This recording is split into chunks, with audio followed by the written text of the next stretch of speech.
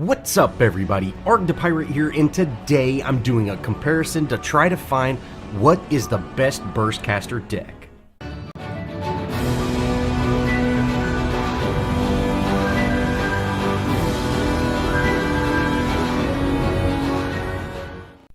Now I've mostly been playing with Death and Intellect in that mid lane position, and I've really found that I really like the deck. I've got just a lot of utilities I can use, and it offers a very good amount of damage, but I want to kind of try some other decks out, so I'm going to take a look at Death and Intellect compared to Chaos and Intellect. Now first I'm going to look at what makes the best mid-game deck. So I'm going to take that at about 7 points. What is the best 7-point card? And then I'm also going to look at what makes the best in-game deck. And you have a few options with each. You know, I am still going to include my intellect build, so I kind of have a little bit of control so we can see what is really helping, you know, the in-game. I don't want to say if you just build, you know, Chaos, this is all you'll ever get, because no one's going to build in one affinity, especially when you have access to something like Intellect. But in this case, I'm going to look at really just the 7 points and then the in-game cards. First, let's go over the mid-game cards that I'm using. Now, for the Death and Knowledge affinities, I am using Invader Mage and Mana Acolyte combined. Now, these two cards together end up being a total of 7 points needed in the knowledge or in the intellect little ability tree. And this really kind of goes along how I build most of my casters, because I really focus on intellect, you know, really early on, and just really put 1 point in either agility or into the vitality just to get those kind of sustain gems. But other than that, I pretty much stick to intellect. Now with Chaos, I've got two options for my 7-point cards, and that's Riot Sapper and Glycerin Dawn. And both of these cards offer a good amount of power and just kind of a little bit of utility. So with the Chaos or the Death affinity deck, you don't have utility, it's just baseline damage, and with Chaos you got a lot more utility, but that also means the damage is going to be a lot more situational. So I kind of just want to see how much damage we are gaining or losing by using either of these two setups. First, let's take a look at Riot Sapper. Now, this card I have not spent a whole lot of time with, and you can see here I'm doing 343 damage, which is a substantial amount of damage with this Gideon Rock at level 8. I end up actually going in on this gadget and hitting level 9, so it kind of didn't really... I would have liked to stay at level 8, but this also should not affect the passive. But since I am testing all these cards out in a bot match, it's very hard to get close to this gadget without her spamming half of her intellect. But it is really just a straight up 20%, and unless you're hitting somebody with full mana, you're not going to do much damage. I did try to use it on Gadget when she was at about a half damage and did almost no damage at all to her. So I really think using the ability on this card, you're going to have to hit casters with it, and they're going to need to be fairly healthy with mana. Next, we're going to take a look at Fireball. Now, I have had to record these on several different videos just because you get leveled up so fast now, and I really wanted it to be kind of controlled. So, Fireball gives you 21 power, plus that power ball actual damage. And you can see here I'm doing 365 damage, so it is a significant increase over the Riot Sapper. And that is really a consistent damage as well, and you have the utility to actually hit someone with the Fireball. Now next I wanted to test out the Fireball. So I head to mid lane and I'm able to hit Gadget in mid. And I hit her for 216 damage, and then she takes 40 damage per tick for 4 ticks, which ends up being 376 damage. Now this is on a 30-second cooldown, and it does use mana, so really it just adds a lot of burst damage. So if you really want to kill somebody, hit them with your rock, hit them with your fireball, slow them down, and auto attack them to death. And it could be potentially great. It almost gives you a free rock, or even a little bit more damage than a rock. So this is a great tool for being just incredibly bursty. Now for both the Chaos items, the Riot Sapper and the Glycerin Dawn, the Glycerin Dawn is just the clear winner. You do more base damage as well as you have that fireball. Like I said, it was really hard to get in and actually try out Riot Dawn. I tried several times. I ended up diving a tower for a super healthy Gadget, and I couldn't even see the damage just because there was so much going on. And I finally just said, you know, hey, it's pretty situational. It's a 20%, you take away 20% of their mana and do the same amount in health. So it's very situational, and that number is just going to constantly charge, while Fireball has just a pretty steady scale. Next, let's look at Invader Mage and Mana Flow Acolyte. Now, you can see these two cards working together hits for a pretty substantial amount of damage at 401, which is quite a bit more than we've seen from both of the other cards.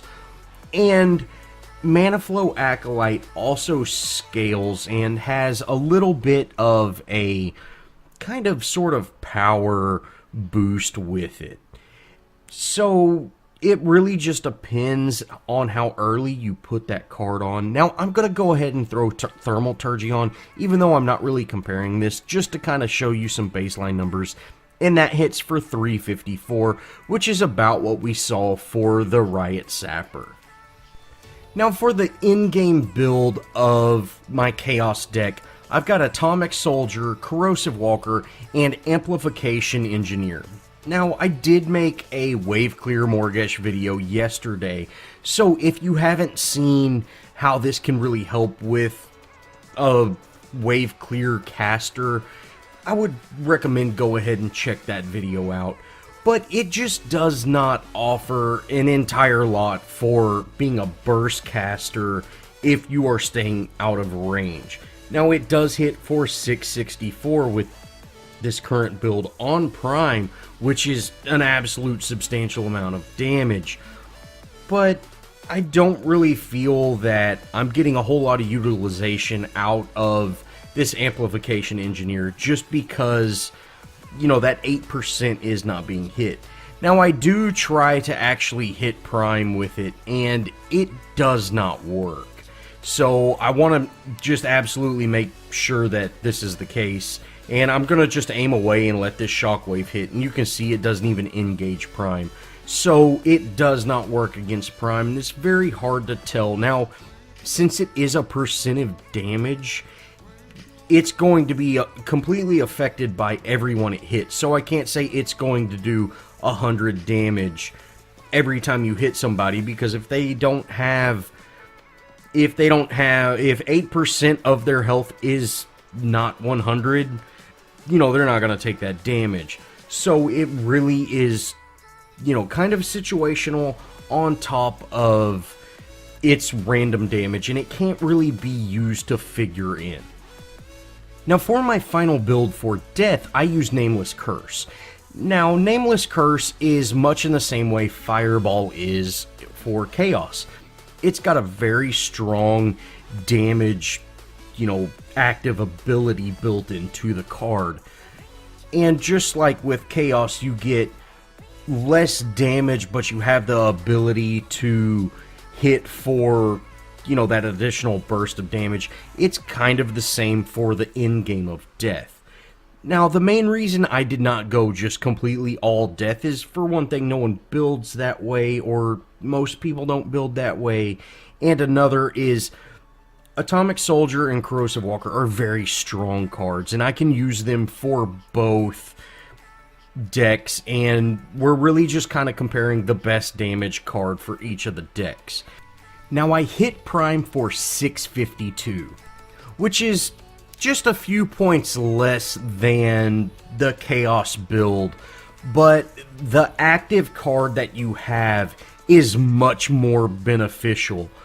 Of course, 8% damage is nothing to laugh at, but unless you're hitting, fairly healthy heroes and you're casting abilities while standing next to them, you're not going to benefit from that very much. On the other hand, Toxin definitely offers more in-game damage. So let's kind of do a final breakdown.